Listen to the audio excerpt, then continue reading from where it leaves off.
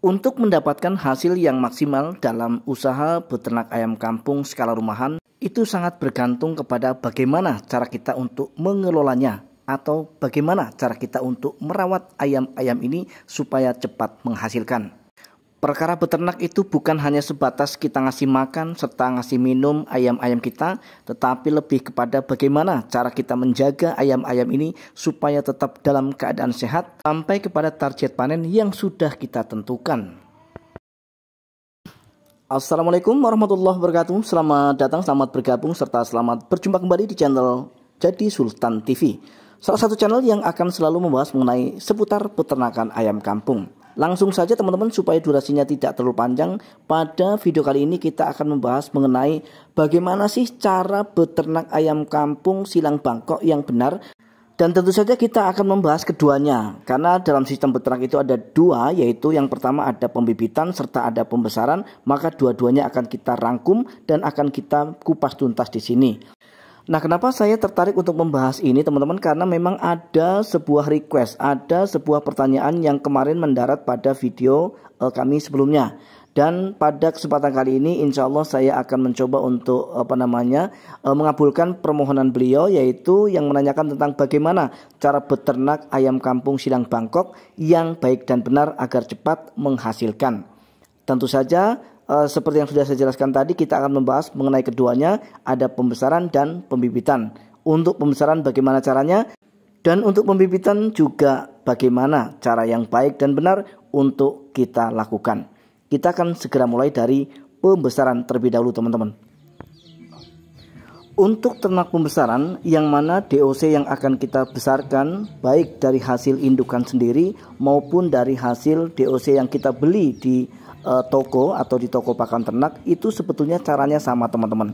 Yang membedakan hanyalah ketika kita menggunakan indukan sendiri, maka kita tidak mengeluarkan modal lagi untuk kita membeli DOC, sehingga kita cukup untuk membesarkan hasil daripada ternak pembibitan kita yang berupa DOC teman-teman, seperti ini. Kemudian langkah selanjutnya, setelah kita membeli DOC dari toko maupun yang kita ambil dari hasil tetasan indukan kita, kemudian apa yang harus kita lakukan? Yang harus kita lakukan teman-teman, setelah kita mempersiapkan kandang box ataupun kandang pembesaran, maka kita akan segera memasukkan DOC ini ke dalam kandang pembesaran kita. Dan jangan sampai lupa bahwa kandang box ataupun kandang pembesaran wajib kita kasih lampu teman-teman ya.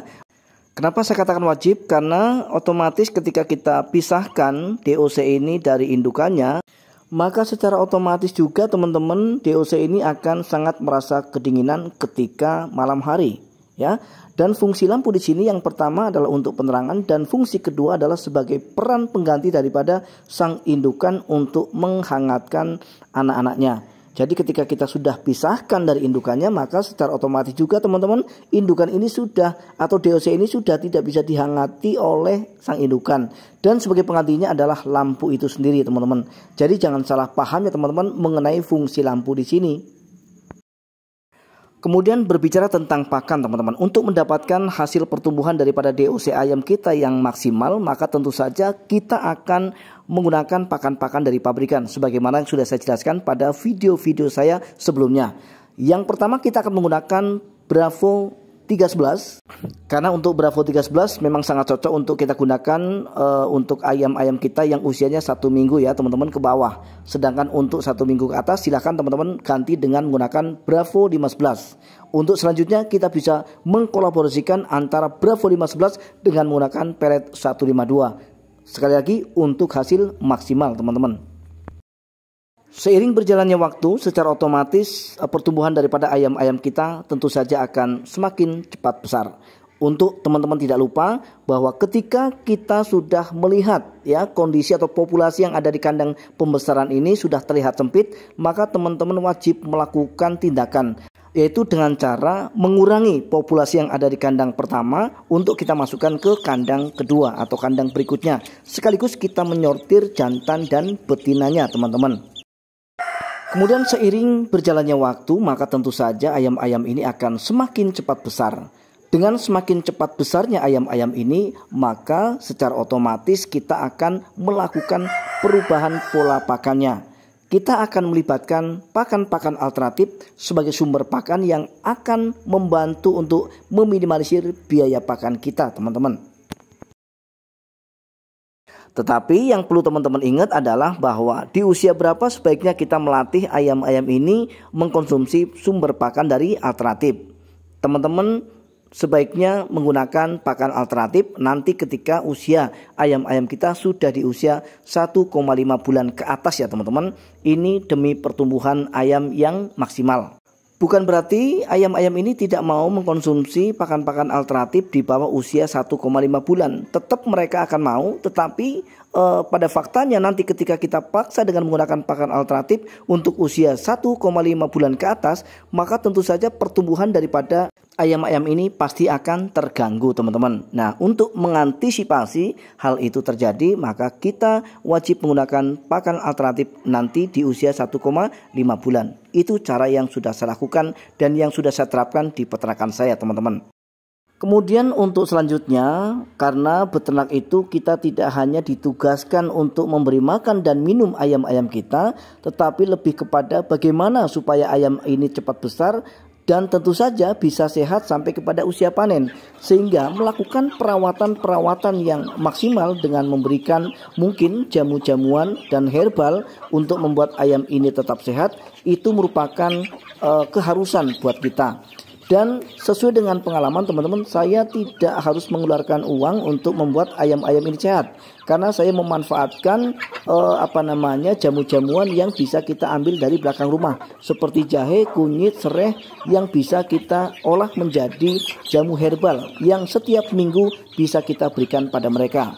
Dan pada faktanya alhamdulillah setelah saya menggunakan atau selama saya menerapkan hal ini teman-teman, alhamdulillah ayam-ayam saya sampai kepada panen tetap dalam keadaan sehat dan dengan hasil yang maksimal, teman-teman. Jadi kesimpulannya untuk ternak pembesaran itu sendiri teman-teman, yang penting kita paham tentang jenis pakan yang baik dan bagus untuk ayam-ayam kita dari DOC sampai kepada panen. Dan kemudian kita juga paham melakukan perawatan-perawatan supaya nanti ayam-ayam kita tetap sehat sampai kepada panen, sehingga bisa memiliki bobot yang maksimal. Dengan memiliki bobot yang maksimal, secara otomatis sisi harganya tentu saja akan lebih berbeda, teman-teman. Setelah kita membahas mengenai pembesaran, maka untuk selanjutnya kita membahas mengenai pembibitan, teman-teman. Nah, kalau untuk ternak pembibitan itu sendiri teman-teman dan sahabat semua, sebetulnya lebih gampang, lebih mudah dan tidak ribet. Karena kita hanya fokus kepada bagaimana supaya indukan-indukan ayam kita ini mampu memproduksi telur dengan lancar, dengan jumlah yang banyak, dengan tingkat penetasan yang boleh dikatakan 99%. Ya, supaya nanti kita bisa menghasilkan DOC dalam jumlah banyak dan tentu saja kita bisa panen dengan maksimal. Itu kuncinya, teman-teman. Nah, tetapi untuk mewujudkan itu semua, maka tentu saja yang harus kita lakukan adalah perawatan terhadap indukannya. Dengan cara apa? Yaitu dengan cara memberikan makanan-makanan yang sekiranya mampu untuk memproduksi telur dalam jumlah banyak dan membuat ayam-ayam kita ini atau indukan ayam kita ini memproduksi telur dengan lancar. Itu kuncinya, teman-teman. Nah, jadi untuk mengenai jenis pakannya, kalau memang teman-teman mau simple, silahkan teman-teman gunakan sentrat petelur 9905. Tetapi jika teman-teman mau lebih hemat lagi, teman-teman bisa menggunakan pakan alternatif jenis keong sawah, kijing sawah yang akan kita campur dengan dedak padi. Ya, nah tetapi biasanya itu jarang sekali yang mau melakukannya, karena ada yang berpendapat itu sangat ribet dan mungkin membuang waktu. Tetapi tidak untuk saya, teman-teman, karena alhamdulillah saya bertempat tinggal sangat dekat dengan rawa-rawa, perkebunan dan juga sawah-sawah, sehingga waktu untuk mencari keong dan juga kijing sawah itu sangat banyak sekali, teman-teman ya. Kemudian potensi untuk kita mendapatkannya juga sangat besar. Baik teman-teman dan sobat semua, akhirnya kita sudah sampai di penghujung video. Jadi kesimpulan daripada video ini, untuk ternak pembesaran dan ternak pembibitan tentu saja ada perbedaan. Perbedaan baik mengenai jenis pakan maupun perawatan yang harus kita lakukan, teman-teman. Dan akhirnya saya Jadi Sultan TV mohon diri, mohon maaf atas segala kekurangan. Insya Allah kita akan bisa berjumpa kembali pada video-video Jadi Sultan TV berikutnya. Assalamualaikum warahmatullahi wabarakatuh. Salam ternak, salam satu hobi, dan salam sukses untuk kita semua.